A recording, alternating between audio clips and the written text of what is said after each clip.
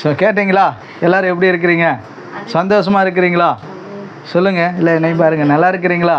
ஆமென், அல்லேலூயா. கர்த்தர் உங்களை ஆசீர்வதிப்பாராக. ஸோ இந்த நாள் நமக்கு ஒரு முக்கியமான நாள். கர்த்தர் நம்ம கூட பேச இருக்கிற ஒரு காரியம். செய்தியின் தலைப்பை நேற்று உங்களுக்கு போட்டுவிட்டேன், கடன் பிரச்சனையிலிருந்து எப்படி விடுதலை பெறுவது என்று சொல்லி. அல்லேலூயா. ஸோ அதை நீங்கள் நோட்டு பேனா இருந்தால் எழுதி வச்சுக்கொள்ளுங்க. இந்த செய்தி நான் யூடியூப்பில் போட மாட்டேன், ஏன்னா இது ரகசியம். ஆமென். ஆமாம், வீடியோ எடுக்கிறது எனக்கு மறுபடியும் நான் பார்த்து தெரிஞ்சு எழுதி உண்மை அதுலேருந்து வெளிப்பாடுகளை தேவன் கொடுத்துட்டே இருப்பார். நேரம் வரும்போது போடுவோம், ஆனால் இப்போ போட மாட்டோம். இல்லை எல்லா செய்தி மாதிரி. ஏன்னா முக்கியமானது இதெல்லாம் சின்ன சின்ன டிப்ஸு தான், சும்மா இத்தினூண்டு தான். அதில் தான் நம்மளுடைய ஆசீர்வாதங்கள்லாம். அல்லேலூயா. சரி, கவனிங்க, எடுத்துக்கொள்ளுங்க. சரி, எடுத்துக்கொள்ளுங்கிறதுக்கு முன்னாடி செய்தியின் தலைப்பு கடன் பிரச்சனையிலிருந்து எப்படி விடுதலை பெறுவது. நீங்கள் என்ன நினைக்கிறீங்க? எப்படி விடுதலை பெறலாம்னு நினைக்கிறீங்க கடன் பிரச்சனையிலிருந்து? கர்த்தர் நம்ம கூட பேசுவாராக, உங்கள் கூட பேசுவாராக, நமக்கு கற்றுக் கொடுப்பாராக. நிறைய காரியங்கள் இருக்குது. நம்ம தொடர்ந்து இதில் நம்ம என்ன செய்ய போகிறோம், இந்த காரியத்திலேருந்து பயணிக்க போகிறோம். ஏன்னா நம்ம கடந்த நாட்கள்லாம் நம்மளுடைய ஆசீர்வாதத்தை பணத்தை குறித்து பேசி வரோம். ஆனால் அது நம்ம வீட்டில் தங்கணும், இருக்கணும். அது அங்கிறதுக்காக நம்ம முதல்ல கடன் பிரச்சனை நம்ம வாழ்க்கையில் இருக்கக்கூடாது. அது எப்படி மாறணும் அப்படிங்கிறத குறித்து தான் இன்றைக்கி நம்ம பார்க்க போகிறோம். ஈசாக்கு எப்படி வெற்றி பெற்றார்? விதை விதைத்தான், பஞ்சகாலத்தில் விதை விதைத்தான். எல்லாருமே தெரியுது, நமக்கு அப்படியே வரும். ஆனால் அதுக்கு முன்னாடி எடுத்து வாசிக்கலாங்களா? 26 1 வரைக்கும் வாசிங்களே.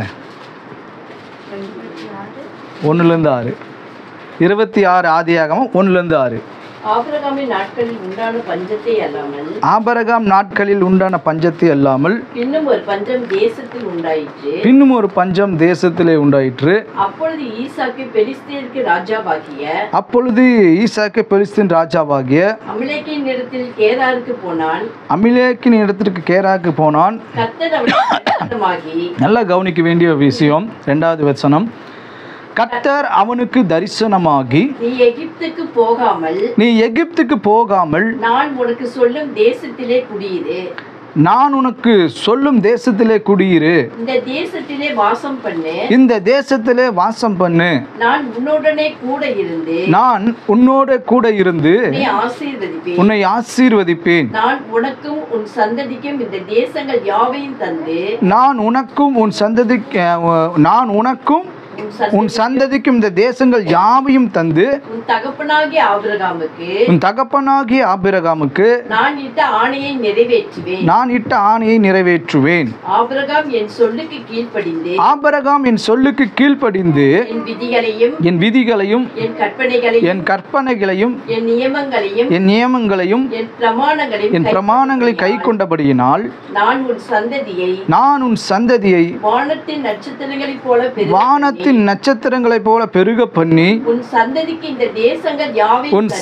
இந்த தேசங்கள் யாவையும் தருவேன். உன் சந்ததிக்குள் பூமியில் உள்ள சகல ஜாதிகளும் ஆசீர்வதிக்கப்படும் என்றார். ஈசாக்கு கேராரிலே போதுங்க, ஈசாக்கு கேராரிலே குடியிருந்தான். ஆமென் சொல்லுங்களே. நாம் நினைவுக்கு வருவது உடனே ஈசாக்கு பஞ்சத்தில் விதை விதைத்தார் அப்படிங்கிறது மட்டும்தான் வரும், தவிர அதுக்கு முன்னாடி ஒரு காரியத்தை பார்க்கும் பொழுது, நீ எகிப்துக்கு போகாத, நான் உனக்கு சொல்கிற இந்த தேசத்திலே குடியிரு அப்படின்னு சொல்லும் பொழுது ஈசாக்கு என்ன செய்கிறார்? 6ஆம் வசனத்தில் அப்படின்னு என்ன அர்த்தம்?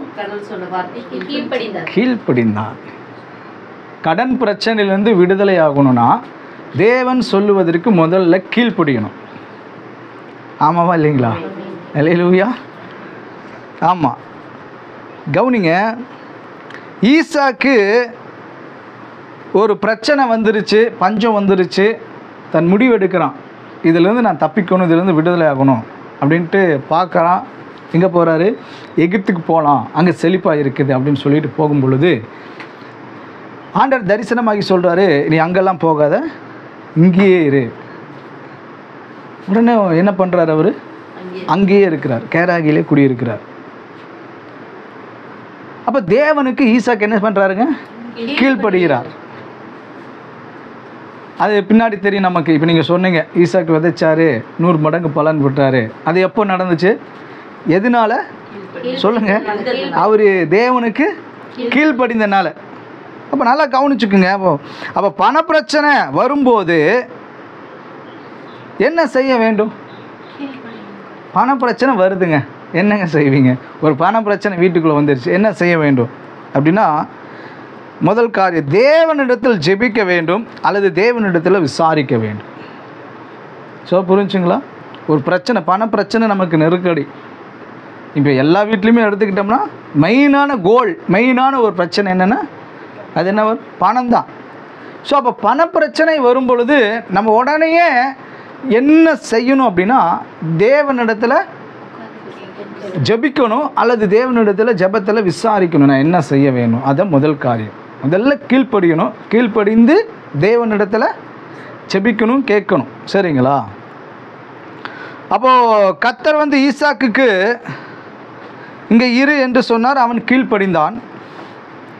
நான் எப்படி கீழ்ப்படிய வேண்டும் அப்படிங்கிற கேள்வி உங்களுக்குள்ள வரல. தேவனுக்கு கீழ்ப்படியணும். அவர் சொல்லிட்டாரு, நான் எப்படி கீழ்ப்படிய வேண்டும் அப்படின்னா, கர்த்தர் சொல்லுவார், கவனிங்க, நீ கடன் வாங்காத. இல்லை சொல்லுங்கள், எழுதி வச்சுக்கோங்க, நோட் பண்ணுங்கள், இதெல்லாம் பாயிண்ட். நான் கடன் வாங்க மாட்டேன். இல்லை சொல்லுங்கள். ஆமாம், கவனிங்க. இன்னொரு உங்களுக்கு இப்படி ஃபோனில் வந்துகிட்டே இருக்குது, எதெல்லாம் ஆவியான பேசுகிறாரோ அதெல்லாம் நான் கடந்த நாட்களில் எங்கள் வீட்டில் சொன்னேன். இப்போ சாந்திமாக்கு நான் சாந்திமா எனக்கு பாஸ்டர் இன்றைக்கி நான் கேசரி செஞ்சுருக்கேன், உங்களுக்கு ரொம்ப பிடிக்குமாம்மா, கேள்விப்பட்டேன். ஆனால் இப்போ சாப்பிட முடியாது. டிஃபன் போட்டு டிஃபனும் ஒரு ஸ்பூனும் கொடுக்குறாங்க. நான் சாப்பிட்டு அந்த டிஃபனை 1 மாதம் நான் வீட்டிலே வச்சுருக்கேன்னு வச்சுக்கோங்க. அது பொருளாசை, அது பிசாசு நம்மக்கிட்ட கிரியை செய்கிறான். சொல்கிற புரிஞ்சுங்களா? ஒரு டிஃபனு, ஒரு ஸ்பூனு, நான் நேற்று கடந்த வீட்டில் சொல்லும்போது மேசைக்கிட்டு ஏதாச்சும் டிஃபனு ஸ்பூன் எதாவது இங்கே இருக்கா, எல்லாம் மூட்டை கட்டி இந்த வாரம் கொடுத்துட்டு ஆண்டவர் சொல்லியிருக்காரு. நம்ம அடுத்தவங்க பொருள்லாம் நம்ம வீட்டுக்குள்ளே இருக்கவே. இது எல்லாமே கடனின் ஆவி. இல்லை சொல்லுங்கள்.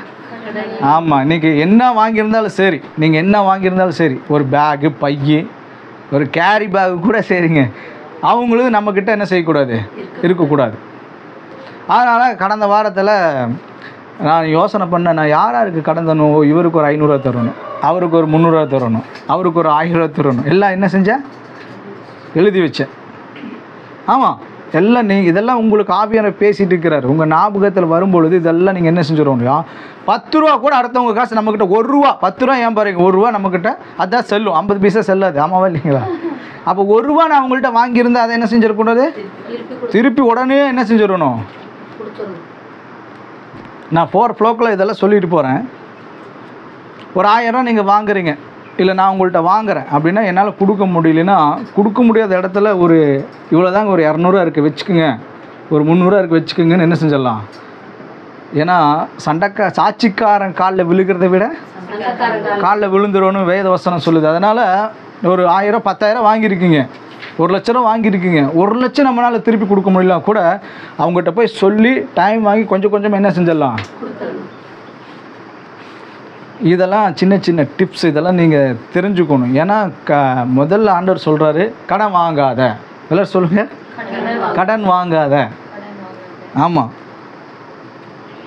அதனால் எல்லாத்தையுமே நான் வச்சு எல்லாத்தையுமே எழுதி வச்சேன், யாருக்கு எவ்வளோ கொடுக்கணும். அப்போ எங்கள் அம்மாட்ட கேட்டேன், நான் உங்கள்கிட்ட ஒரு 1000 ரூபா போன மாதம் ஆல்பர்ட் பிரதர்ட்டி உங்கள்கிட்ட வாங்கினேன், நான் இந்த 1ஆம் தேதி தந்துடுறேன்னு சொன்னேன். அவங்க சொன்னாங்க, இல்லை அது 1000 என்னோடய காசு தான், எனக்கு தர வேண்டாம், வச்சுக்கோங்கன்ட்டாங்க. அல்லேலூயா. வண்டி செலவுக்கு தானே நான் வேலை மெக்கானிக்கல் செலவுக்கு கொடுத்தேன். அப்போ எனக்கு ஞாபகத்து வருது, ஐயோ யார்ட்டாச்சும் வாங்கியிருக்கேன். சோபியா சிரிக்கிறா. நீங்கள் பாத்ரூமில் எழுதி வச்சு அழிச்சவர் நிச்சயமாக நான் சொல்கிறேன், அது எவ்வளோன்னு சொல்லி நான் திருப்பி கொடுத்துட்றேன். இல்லை உண்மைதான், நம்ம சின்ன வயசுலேருந்து இப்போ வரைக்கும் என்னென்ன யாருக்கு கடன் கொடுக்கணுமோ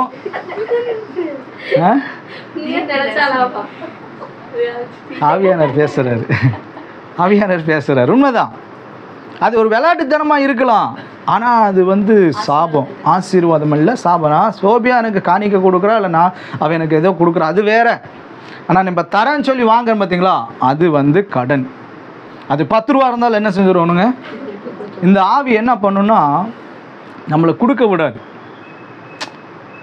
நாளைக்கு கொடுத்துக்கலாம், டிஃபன் பாக்ஸ் ஸ்பூனு தானே அது நாளைக்கு கொடுத்துக்கலாம், குண்டா தானே நாளைக்கு கொடுத்துக்கலாம், 500 அதை நாளைக்கு கொடுத்துக்கலாம். இது நம்மளை என்ன செய்யுமாம்மா, ஆசீர்வாதம் தடையாக இருக்கும். அப்போ தேவன் சொல்கிறாரு பாருங்க, கடன் வாங்காத அப்படிங்கிறாரு. சரிங்களா? எப்படி கீழ்ப்படியணும் நம்ம?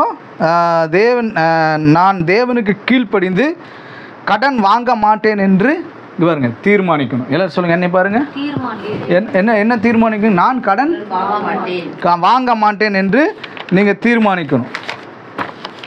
அடுத்தது, இப்போ பிரச்சனை எங்கே ஆரம்பிக்குதுன்னு சொல்லுங்கள். பிரச்சனை எங்கே ஆரம்பிக்குது?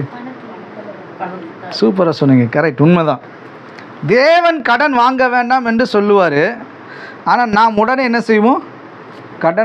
கடனைத்தான் என்ன செய்வோம்? வாங்குவோம். ஒரு பிரச்சனைனோடனே என்ன பண்ணுவோம்? இங்கே பாருங்க, கடன் ஒரு சாபம். இல்லை, எத்தனை பேருக்கு தெரியும் கடன் ஒரு சாபம்? கடன் வாங்க வைப்பது ஒரு ஆவி. என்ன பண்ணும் இந்த ஆவி அப்படின்னா, கடன் வாங்க வைத்து பிறகு அது என்ன செய்யுமோ அவமானப்படுத்தும். கடன் வாங்க வச்சிரும், டக்குன்னு வாங்க வச்சுட்டு ரெண்டாவது கொடுக்கலன்னா எப்படி இருக்கும்? சந்தியே சிரிச்சிடும். இல்லை, அந்த அளவுக்கு அவமானப்படுத்த வச்சிடும் அந்த அந்த அந்த கடன். அதுக்கு பின்னாடி என்ன வேலை செய்யுது? பிசாசு. அப்போது கடனில் இருந்து நம்ம விடுதலை பெறணும் அப்படின்னா முதல்ல தேவனுக்கு என்ன செய்யணும்? நம்ம கீழ்ப்படியணும். என்ன எப்படி கீழ்ப்படியணும்னு தேவன் சொல்லுவார், நீ கடன் வாங்காதங்குவார். நல்லா கவனிச்சு பாருங்க. ஈசாக்க நீ எங்கே போகாத, இங்கேயே இருந்தார். போனாரா? இல்லை, அங்கேயே தான் இருக்கிறாரு பஞ்சத்தில். அதே சவுல்கிட்ட சொல்கிறாரு, நீ எல்லாத்தையுமே அழிச்சிருவான்னு, ஒன்றுமே மிக்க வைக்கக்கூடாதுங்கிறாரு. இவன் என்ன பண்ணுறான்? ஆடு மாடெல்லாம் நல்லா கொழுமையானதை ஒழிச்சு வச்சுட்டு இவர் பெரிய ஆண்டவருக்கே ஆண்டவராட்டிருக்கு. சாமுவேல் எவ்வளோ பெரிய தீர்க்கதரிசி, தேவன் சொல்கிறாரு. உடனே வர்றாரு, ஏப்பா எல்லாம் அழிச்சிட்டியா? மாடு சத்தம் என் காதில் கேட்குது, கீழ்ப்படியில் இன்றைக்கும் ராஜ்யபாரம் உன்னிடத்துலேருந்து எடுக்கப்படும், உன்னை பார்க்கும் தன் இறுதிக்கு ஏற்றவனை ஒருத்தர் அவர் அபிஷேகம் பண்ணிட்டாருங்கிறார். கீழ்ப்படியாதங்காட்டி என்ன வேலை நடக்குதுன்னு உங்களுக்கு காட்டுறேன். ஏன் தேவனுக்கு நம்மளால் கீழ்ப்படிய முடியல? ஏதோ ஒரு வார்த்தை சொல்கிறாரு, நம்ம அதுக்கு மாறாதானே நம்ம நடக்கிறோம். ஆமாவா இல்லைங்களா?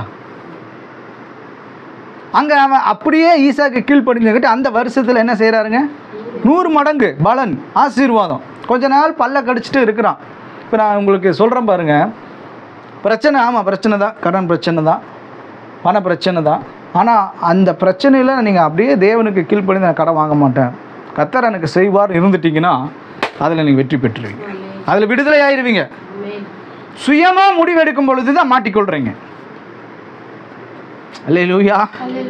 அப்போ என்ன நடக்குது? கடன் வாங்க வைத்து அவன் பின்னாடி அவமானப்படுத்துகிறான். நம்ம எந்த இடத்துல தவறு செய்கிறோம் தெரியுங்களா?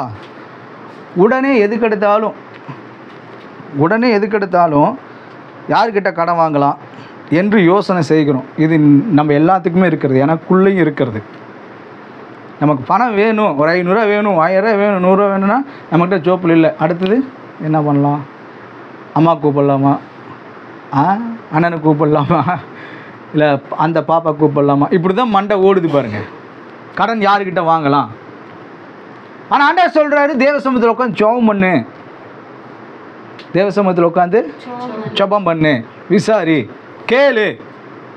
நீங்கள் தேவனை விட்டுட்டு நம்ம என்ன செய்கிறோம்? அதுதான் உலக தத்துவ பாடல் ஒன்று இருக்குது. படைத்தவன் துணை இருக்கையில் அடுத்தவன் துணை இருக்கு. படைத்தவன் துணை இருக்கையில் அடுத்தவன் துணை எதற்கு? படைத்தவன் எல்லாமே நமக்கு செய்வார் அவரை நோக்கி பார்க்கும் பொழுது. ஆமாவா இல்லைங்களா? அப்போ நல்லா கவனிங்க. நம்ம உடனே என்ன நினைப்போம்?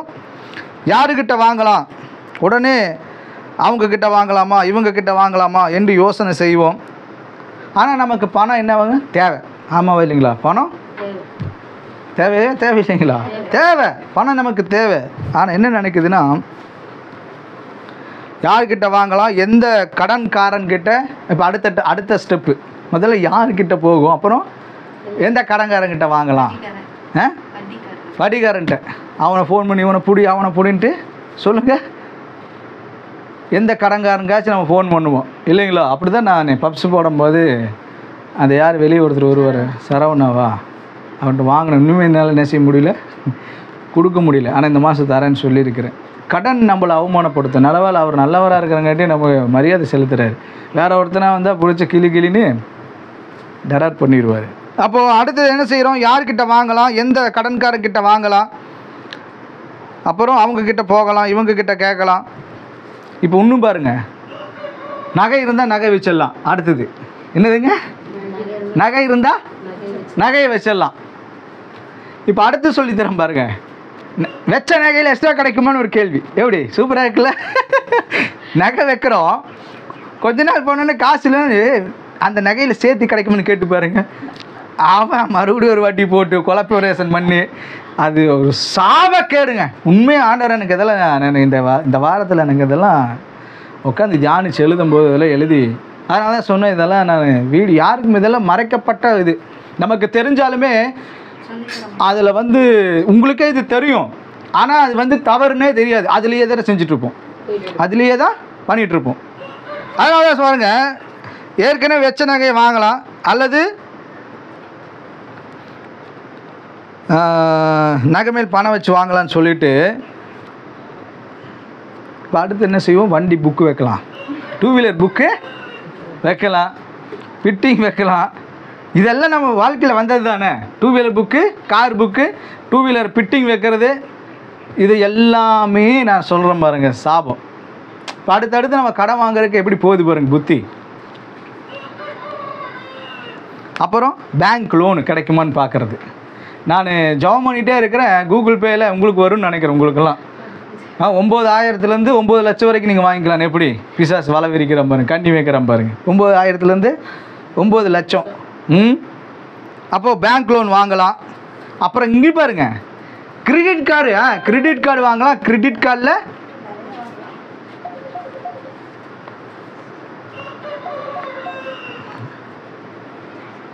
ஒரு நிமிஷம், அவங்களுக்கும் அது போகணும் அந்த செய்தி. ஓகே, கவனிங்க. பேங்க் லோன் வாங்கலாம், அல்லது கிரெடிட் கார்டு பயன்படுத்தி கடன் வாங்கலாம், அல்லது மகளிர் குழு, அந்த குழு, இந்த குழு, அந்த புழு, அது வாங்கலாம். சோபியா சொல்லுவா, இப்போ ஆதார் கார்டு கொடுத்தீங்க, நாளைக்கு காலையில் 30,000 ரூபா. இப்போ ஆதார் கொடுத்துட்டு 1 மணி நேரத்தில் உங்களுக்கு 50,000 ரூபா. எப்படி பாருங்க கடன் வாங்க இல்லை வாங்கிடல. அடுத்தது இது நம்மளுடைய அறியாமையில் எவ்வளோ இதெல்லாம் இப்போ நான் சொன்னதெல்லாம் நம்மளோட எல்லாருடைய வாழ்க்கையிலும் இதை நம்ம கடந்து வந்திருக்கிறோம். நம்ம அறியாமையில் செஞ்சது பாருங்கள். அதனால தான் ஆண்டவர் சொல்கிறாரு, சரி எப்படியெல்லாம் கடன் வாங்க முடியுமோ அப்படியெல்லாம் நம்ம என்ன செய்வோம், யோசனை பண்ணுவோம். கடன் பிரச்சனை நமக்கு பணம்னு ஒன்று தேவை வந்துருச்சுன்னா அடுத்தது நம்ம மூளை வேலை செய்கிறது எங்கே தெரியுங்களா, இப்போ நான் சொன்ன அத்தனை காரியத்திலையும். ஆமாம், உண்மை, 100% உண்மை. ஆனால் ஆண்டவர் சொல்கிறாரு, ஈசாக்கு சொன்னார், அங்கே போகாதப்பா, பிரச்சனை தான், பஞ்சம் தான், தலை விரிச்சு ஆடுது தான், நீ இங்கேயே இரு. என்னப்பா பரவாயில்ல, என்ன சொல்லுங்கள், பிரச்சனை தான், பஞ்சம் தான், தலை விரிச்சு ஆடுது. ஆனால் அந்த சமயத்தில் நான் கேட்குறேன், என்னையும் சேர்த்து நான் உங்களுக்கு எல்லாத்துக்கும் கேட்குறேன், நாம் தேவ சமூகத்தில் முழங்கால் படிட்டு ஜெபம் பண்ணியிருக்கிறோமா, காத்திருந்துருக்கிறோமா, பதில் பெற்றிருக்கிறோமா சொல்லுங்கள். என்னையும் சேர்த்து இல்லை, கிடையாது. ஒட்டானையே நம்ம என்ன செய்கிறோம், யாரோ ஒருத்தருக்கு கடன் வாங்கலாம். எனக்கு தெரிஞ்ச ஒருத்தர் இருக்கிறாங்க, இந்த கடனை கட்டுறதுக்கு இங்கே வாங்குவாங்க, இந்த கடனை கட்டுறதுக்கு அங்கே வாங்குவோம், அங்கே அப்படி. இப்போ பிரச்சனை பெருசாகி அப்படி மலை மாதிரி நிற்குது. என்ன பண்ண முடியும் சொல்லுங்கள்? அப்போ கடன் பிரச்சனைலேருந்து விடுதலை ஆகணும் அப்படின்னா தேவன் சொல்லுவார், கடன் வாங்காத. நான் சொல்கிற வரைக்கும் வெயிட் பண்ணாலும் சரி, எப்பவுமே சரி, அவர் சொல்கிறது ஒரே வார்த்தை, கடன் வாங்காத. இப்போ என்னதான் நடக்கும்?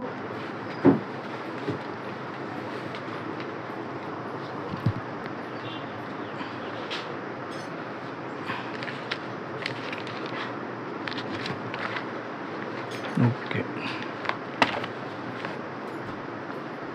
நிச்சயம் நமக்கு என்ன செய்யுமாமா, பணம் தேவை. எல்லோரும் சொல்லுங்கள், அவங்கள பார்த்து நிச்சயம், உங்களுக்கு அவங்கள பார்த்து சொல்லுங்கள், நிச்சயமாக உங்களுக்கு பணம் தேவை. ஆனால் அது தேவனிடத்தில் இருந்து வர வேண்டும். எல்லோரும் சொல்லுங்கள், தேவனிடத்துலேருந்து வர வேண்டும். அது தேவனே நமக்கு தர வேண்டும். அது எப்படி தேவனிடத்துலேருந்து வரும், எப்படி தேவன் தருவார் என்றால், நான் கடன் வாங்க மாட்டேன் என்று உங்கள் வார்த்தைக்கு கீழ்ப்படுகிறேன் என்று நீங்கள் தேவனிடத்தில் சொல்லும்போது, நல்லா கவனிங்க, நான் கடன் வாங்க மாட்டேன் ஆண்டவரே, நீங்கள் சொன்ன வார்த்தைக்கு நான் கீழ்ப்படுகிறேன் அப்படின்னு சொல்லி நீங்கள் தேவ சமூகத்தில் ஜெபிக்கும் பொழுது உங்கள் வாழ்க்கையில் அற்புதம் செய்வார். உங்களுக்கான டோர் திறக்கப்படும். அது எங்கிருந்து வேணாலும் தேவன் செய்வார். இதுதான் ரகசியம், முதல் காரியம். அல்லேலூயா. நம்ம கடன் எதுக்கு எடுத்தாலும் நம்ம என்ன செய்கிறோம்? கடன் வாங்கிடுறோம் இல்லைங்களா? அப்படி தானுங்க. நிறைய கார் இருக்குது. ஒரு ஒரு ஒரு ஒரு ஒரு எந்த ஒரு காரியம் வாங்கினாலும் நம்ம என்ன செய்கிறோம்? கடன் வாங்கி தான் என்ன செய்கிறோம்? வாங்குகிறோம். பாருங்கள், என்னுடைய செல்லு அவங்க வாங்கி கொடுத்தது, அதில் மேலே கிராஷ் கார்டு போடாதங்காட்டி கீழே விழுந்து உடஞ்சிருச்சு. அது இப்போ என்னென்னா டக்குன்னு ஆடுது டிஸ்பிளே. ஒருவேளை அதை நம்ம மாற்றி ஒரு 2000 கொடுத்து சரி பண்ணால் கூட அது கொஞ்ச நாளைக்கு இருக்கும் வைங்க. என்னோட தீர்மானம் என்ன அப்படின்னா, நான் அடுத்த இந்த செல் போய் ஒரு புது செல் வரும் பொழுது அது நான் ஒரு ரெடி காசு தான் கொடுத்து எடுப்பேன், தவிர கடன் வாங்கி எடுக்கக்கூடாதுங்கிற தீர்மானத்தில் இருக்கேன். ஒரு 1000 கொடுத்தா பட்டன் ஃபோன் கிடைக்கும் இல்லைங்களா? அப்போ அந்த ஃபோன் கிடைக்கிற பட்டன் ஃபோன் யூஸ் பண்ணலாம், தப்பு இல்லை. அல்லேலூயா. கடன் நாளைக்கு கூட நம்ம போய் ஏதோ ஒன்று பண்ணி இத்தனை லட்சம் வாங்கிடலாம், ஆமாவா இல்லைங்களா? ஆனால் கட்ட முடியுமா? அதனால தான் ஆண்டவர் சொல்கிறாரு, கடன் வாங்காதீங்க. எல்லோரும் அவங்கள பார்த்து சொல்லுங்கள், கடன் வாங்காதீங்க. ஒரு தீர்மானம் எடுங்க, கடன் வாங்க மாட்டேன்னு சொல்லுங்கள். அவங்கள பார்த்து நான் கடன் வாங்க மாட்டேன் தீர்மானம் பண்ணுவேன்னு சொல்லுங்கள். அவங்கள பார்த்து ஒரு கடன்னா நீங்கள் யாரோ கூப்பிட்டே இருக்காங்க. 100 ரூபானாலும் சரி, 500 ரூபானாலும் சரி, 5 லட்சம்னாலும் சரி, 50,000 சரி, கடன் வாங்க மாட்டேன் அப்படின்னு என்ன செய்யணும்? நேற்று ஒரு ப்ரேயருக்கு போனேன். எங்கிட்ட சுத்தமாகவே காசு இல்லை, ஆனால் வண்டியில் ஒரு 100 ரூபாய்க்கு பெட்ரோல் அடித்து வச்சுருக்கேன். டவுனால் போகணும். அந்த ப்ரேயருக்கு போயிட்டு முடிஞ்சிருச்சு. காணிக்க நேரம் எப்படி இருக்கும் பாருங்கள். ஜோப்பில் காசே இல்லை, ஆனால் டிப்டாப்பாக உட்காந்து காணிக்க வருது. எப்படி இருக்கும்? நான் அந்த பாஸ்டர் சொன்னேன், பாஸ்டர் சாரி, எங்களுக்கு அந்த எங்கள் கூட உட்காந்துருக்கிறவரு, நீங்கள் போட்டுருங்க எங்கிட்ட காணிக்க இல்லை, வேறு என்ன, அப்படி தான் சொல்லணும். அவர் டக்குன்னு அந்த பக்கெட்டை வாங்கி மூஞ்சிக்கிட்டு நீட்டுறாரு. எல்லாருமே நம்மளை பார்க்குறாங்க, நான் இல்லைங்கன்ட்டேன். அப்போ இந்த சூழ்நிலையில் நம்ம என்ன செய்கிறோம்? எனக்கு தெரியும், நான் கேட்டிருந்தேன், எட்டாச்சும் கேட்டிருந்தேன், 10,000 200 கொடுங்க. இல்லை நான் அதை முடிவு எடுத்துட்டேன், இனி நான் அதை மாற்ற மாட்டேன். நீங்கள் இன்றைக்கி நீங்கள் ஒரு பொருத்தனை பண்ணி நீங்கள் சொல்லணும், நான் என்ன செய்ய மாட்டேன். நீங்கள் கடனோடனே 10,000 20,000 அப்படி சொல்லக்கூடாது. 100 ரூபா 10 ரூபா கூட ஒரு கடன், அதை நான் என்ன செய்ய மாட்டேன் சொல்லுங்கள், வாங்க மாட்டேன்னு தீர்மானம் பண்ணணும். ரெண்டாவது, நீங்கள் வாங்கின கடனெல்லாம் எழுதி வச்சு எல்லாத்துக்கும் என்ன செஞ்சிடணும், முடிஞ்ச அளவுக்கு திருப்பி கொடுத்து, நீங்கள் உங்களுக்கு ஞாபகம் தெரிஞ்சதுலேருந்து வாங்கின அத்தனை கடனும் என்னங்கிறத என்ன செஞ்சிடணும், எழுதி வச்சு கொடுத்துடணும். கொஞ்சம் கொஞ்சமாக கொடுத்து முடிச்சிருங்க நீங்கள் பரலோகத்துக்கு போகிறக்குள்ள.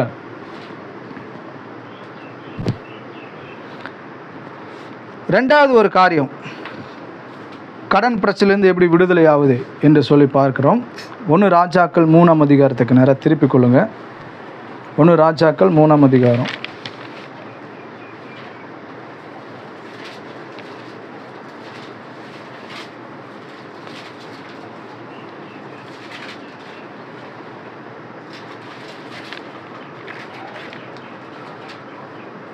எடுத்துட்டிங்களா?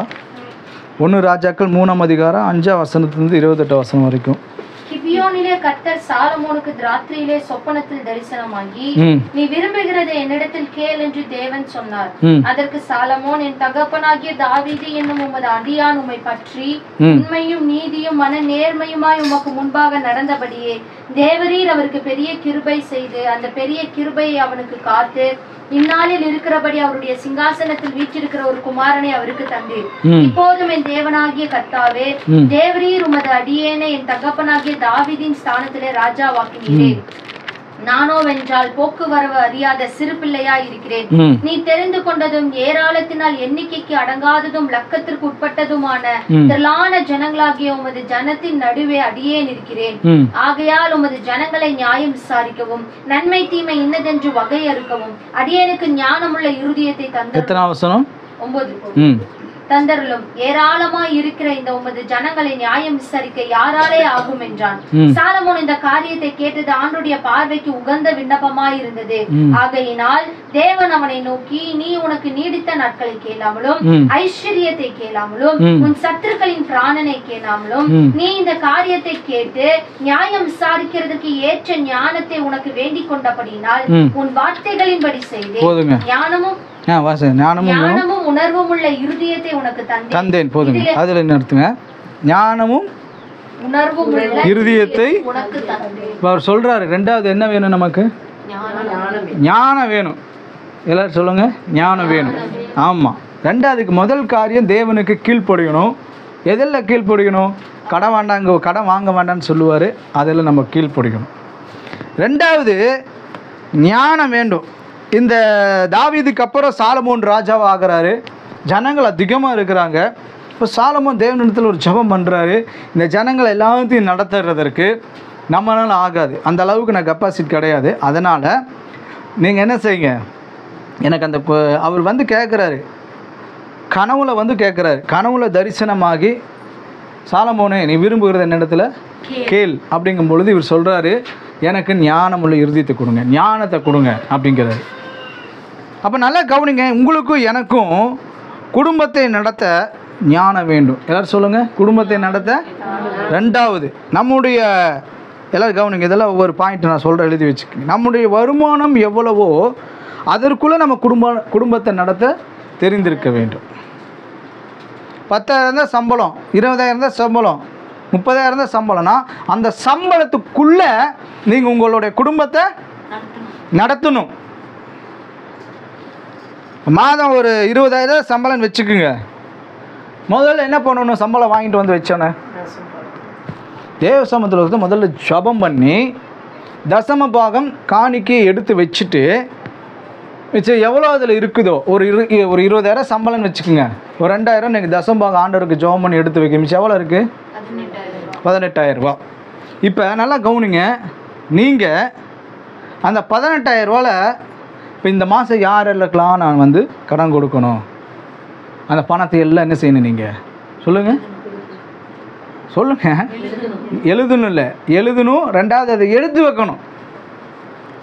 இதை ரெண்டையும் செய்து பிறகு தான் உங்களுடைய குடும்பத்தை நீங்கள் நடத்தணும். சரி, இப்போ நம்ம என்ன செய்கிறோம்? நம்ம சம்பளம் வந்தோடனே எல்லாமே நம்ம முடிச்சுக்கிட்டு, இப்போ கடன்காரன் வந்து நிற்கும் போது என்ன செய்கிறோம்? திணறோம். கடன்காரன் கேட்கும் பொழுது திணறோம், முடியல, கொடுக்க முடியல. இது தேவனுடைய நீதி.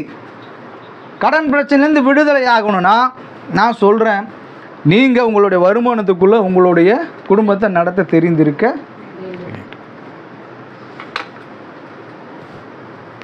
எப்படி தெரிந்திருக்க வேண்டும் என்றால், அதை நான் இப்போ சொன்னது போல், முதலில் சம்பளம் வாங்கணுன்னா தேவ சமூகத்தை உட்காந்து ஜெபிக்கணும். ரெண்டாவது, யாருக்கு கொடுக்கணுமோ அதெல்லாம் என்ன செய்யணும்? கொடுக்க வேண்டும். எந்தெந்த கடன் வாங்கியிருக்கீங்களோ யாருக்கு கொடுக்க வேண்டுமோ அதெல்லாம் நீங்கள்.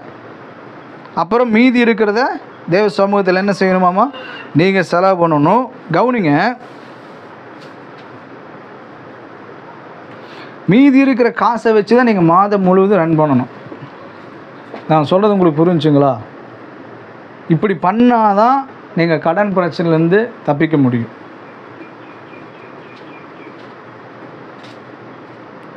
அனாவசியமான செலவு பண்ணிவிட்டு நமக்கு காசு இல்லைன்னு நினைச்சிக்கூடாதுங்க, சொல்லக்கூடாது. பாருங்க, அந்த இப்போ அடுத்த ஒரு பாயிண்ட்டு சொல்கிறேன், எழுதிக்கிங்க. அந்த வருமானத்துக்குள்ளேயே நீங்கள் அந்த மாதத்தில் மீதி எடுக்கணும். முடியுமா? எத்தனை காரியம் சொல்லியிருக்கேன். முதல்ல தேவ சமூகத்தை உட்காந்து ஜெபம் பண்ணணும். உங்கள் சம்பளம் வந்தோன்னே தசம்பாகம் எடுத்து வைக்கணும், கொடுக்குற கடன்காரங்களுக்கு எடுத்து வைக்கணும். அப்புறம் நீங்கள் அந்த காசுலேயே உங்களுடைய வீட்டை ரன் பண்ணணும். அந்த பணத்திலே நீங்கள் மீதி எடுத்து வைக்கணும். ஆமாவா? பாரு, இதை சத்தம் வருது. அப்போ தான் நீங்கள் கடன் இல்லாமல் நல்லா வாழ முடியும். நீங்கள் ஞானமாய் செயல்பட்டால் உங்கள் வீட்டில் பணம் சேர்ந்து கொண்டே இருக்கும், கடன் இருக்காது. நீங்கள் ஞானமாக செயல்பட்டீங்கன்னு வச்சுக்கோங்க, மாதம் நீங்கள் ஒரு 500 எடுத்து வைக்கலாம், அல்லது ஒரு 100 எடுத்து வைக்கலாம், அல்லது ஒரு 1000 எடுத்து வைக்கலாம், அல்லது ஒரு 300 எடுத்து வைக்கலாம். இதுதான் என்னால் மாதம் முடியும். எடுத்து வைங்க, மீதி எடுத்து பாருங்கள். நீங்கள் வாங்குகிற சம்பளத்துக்குள்ளே உங்கள் குடும்பத்தை நடத்தி பாருங்கள். ஆனால் இன்றைக்கி சூழ்நிலை அப்படியே இல்லை. ஆமாம், எத்தனை பேர் ஒத்துக்கொள்கிறீங்க? 1ஆம் தேதியே காலியாகிற குடும்பமெல்லாம் இருக்குது. 1ஆம் தேதி, 31ஆம் தேதி, 1ஆம் தேதியே சம்பளம்லாம் ட்ரை ஆகி அப்புறம் வெறுங்கையை பார்த்துட்டு சல்யூட் அடிக்கிற குடும்பங்களும். ஆமாம், அப்புறம் என்ன நீங்கள் அப்புறம் எப்படி இந்த மாதத்தை எப்படி நடத்துவீங்க? என்னாச்சு? அப்போ ஞானமாக நீங்கள் செயல்பட்டால் உங்கள் வீட்டில் பணம் என்ன செய்யுமாமா? சேரும். இவ்வளோ டிப்ஸ் உங்களுக்கு சொல்லியிருக்கேன். நீங்கள் எழுதி வச்சிங்களோ இல்லை கேட்குறீங்களோ எப்படின்னு எனக்கு தெரியல. ஆனால் இதுதான்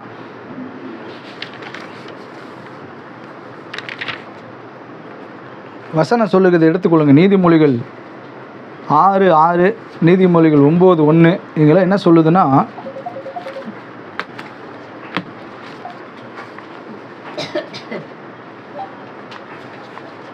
சோம்பேறியே நீ எறும்பினிடத்தில் போய் சோம்பேறியே நீ எறும்பினிடத்தில் போய் அதன் வழியை பார்த்து ஞானத்தை கற்றுக்கொள். அதன் வழியை பார்த்து ஞானத்தை கற்றுக்கொள். 6:6 தானுங்கம்மா? ஆதர் ஒரு நிமிஷம்.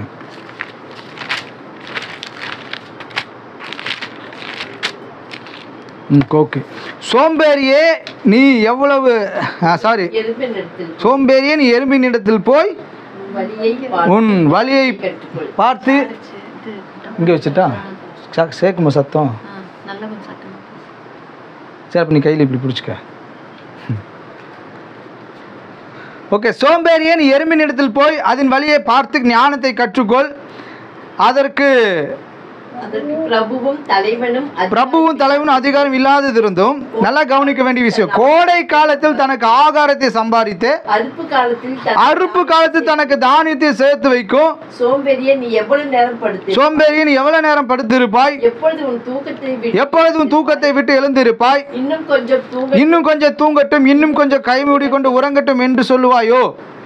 தரித்திரம் வழிபோக்கனை போல வரும். கவனிங்க, இங்கே யாரும் சோம்பேறி இல்லை, நீங்கள் எல்லாருமே வேலைக்கு போகிறீங்க. நீங்கள் என்னத்தை சொல்கிறாருன்னா, இந்த எறும்பை போல் ஞானத்தை கற்றுக்கொள். என்னத்தை கற்றுக்கொள்ளணும்? கோடை காலத்தில் தன் ஆகாரத்தை சேர்த்து வைக்கிறது. எப்போ மழை காலம் வந்துச்சுன்னா ஒன்றும் பண்ண முடியாதுன்னு கோடை காலத்தில் என்ன செஞ்சதுங்க? அப்போ நீங்களும் நானும் என்ன செய்யணும்? இது 3வது பாயிண்ட். 2வது நீங்கள் என்ன சொன்ன? 2வது ஞானம் இருக்கணும். இப்போ 3வது பாயிண்ட்டு, நீங்கள் உங்களுடைய குடும்பத்திற்கு சேர்த்து வைக்கணும்.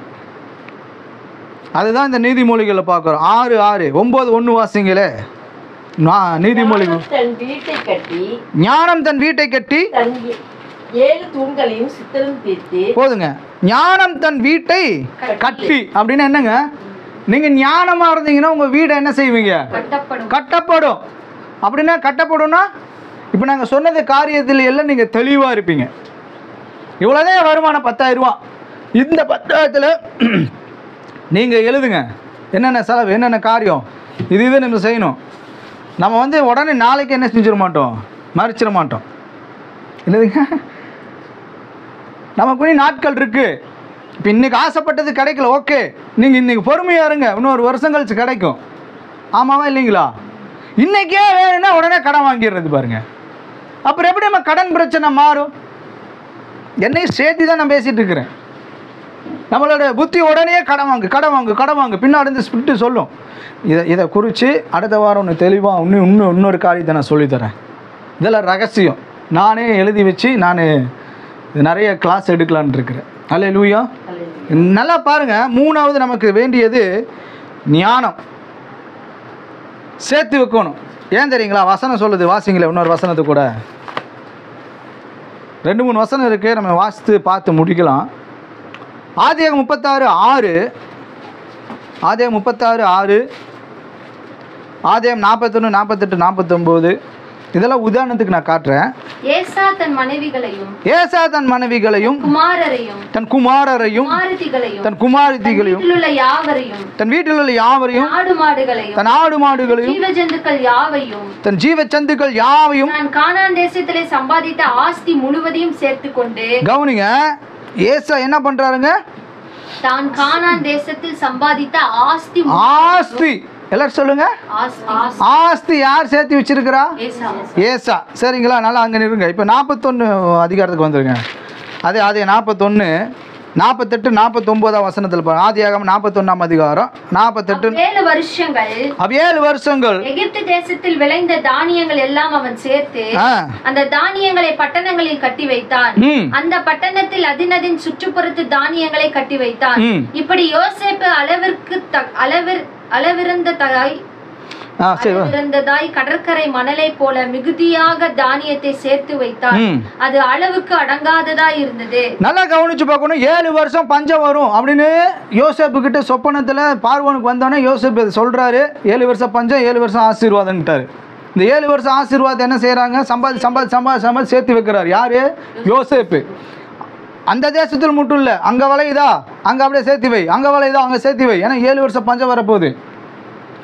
ஏசா ஆஸ்தி சேர்த்து வைக்கிறான். இவன் உலகத்துக்கே சேர்த்து வைக்கிறான். யாருங்க? யோசேப்பு. சரிங்களா? இப்போ அடுத்த வசனத்தை பாருங்க. 46:1-6. அதே ஆதியாகமம் 46:1 வசனம். இஸ்ரவேல் தனக்கு உண்டான யாவையும் சேர்த்துக்கொண்டு புறப்பட்டு பெயர்செபாவுக்கு போய் தன் தகப்பனாகிய ஈசாக்கு உண்டிய தேவனுக்கு பலியிட்டான். போதுங்க. 6 வசனம். தங்கள் ஆடு மாடுகளையும் தாங்கள் கானான் தேசத்தில் சம்பாதித்த தங்கள் பொருட்களையும் சேர்த்து கொண்டு யாக்கோப்பும் அவன் சந்ததியார் யாவரும் எகிப்துக்கு போனார்கள். போதுங்க. இப்போ ஏசாவை பார்த்தோம், யோசேப்பை பார்த்தோம், யாக்கோப்பை பார்த்தோம். இவங்களை என்ன செஞ்சு வச்சிருக்கிறாங்க? சேர்த்து வச்சிருக்கிறாங்க. இப்போ நான் உங்களே என்னை பார்த்து நம்மளே கேட்கலாம். இல்லை, நான் உங்களை பார்த்து கேட்குறேன், நீங்கள் என்னை பார்த்து கேளுங்க. நம்ம பிள்ளைகளுக்கு என்ன சேர்த்து வச்சுருக்குறோம்? சொல்லுங்கள். ஜெஸ்தமா சொல்லுங்கள். உங்கள் பிள்ளைக்கு என்ன சேர்த்து வச்சுருக்கீங்க? சாந்திமா சொல்லுங்கள், டெய்சிமா சொல்லுங்கள், கில்டாஸை சொல்லுங்கள், சோபியா சொல்லுங்கள், மேசியா சொல்லுங்கள், நிவேதா சொல்லுங்கள். நான் சொல்கிறேன், நம் பிள்ளைகளுக்கு என்ன சேர்த்து வச்சு இருக்கோம்? நிறையா கடன் சேர்த்து வச்சுருக்குறேங்க, நிறையா வியாதி சேர்த்து வச்சுருக்குறேங்க. இதுதாங்க. ஒரு படத்தில் கவுண்டமொழி சொல்லுவோம் செந்தில பார்த்து, ஏய் நம்ம சேர்த்து, நீ எனக்கு சேர்த்து வச்சு சொத்து இந்த ஈயத்தை பித்தாளை தட்டு தான், இதை இப்படி உடச்சி இந்த உனக்கு பாதி எனக்கு பாதி. என்ன நம்ம என்ன சேர்த்து வச்சுருக்கிறோம் சொல்லுங்கள்? நம்ம பிள்ளைக்கு என்ன சேர்த்து வச்சுருக்குறோம்? சொத்து சுகம். எனக்கே ரொம்ப அவமானமாக இருக்குது. இவ்வளோ நாள் புத்தி கட்டு வாழ்ந்துருக்குறோம். அதாவது நான் எங்கள் வீட்டில் கூட சொன்னேன், எங்கள் வீட்டில் பொறுத்தளவுக்கு நாங்கள் எப்படி வளர்ந்தேன்னா, இப்போ எங்கள் அப்பா இருக்கிறன்னா கட்டிக்கலாம் அப்படின்ட்டு ஒரு கடன் வாங்குவாங்க. ஆனால் அது இப்போ பார்த்தா, நான் ஊழியத்துக்கு வந்தும் கூட கொஞ்ச நாள் முன்னா கட்டிக்கலாம் வாங்கிக்கலாம் அதே ஃபார்முலா தான்.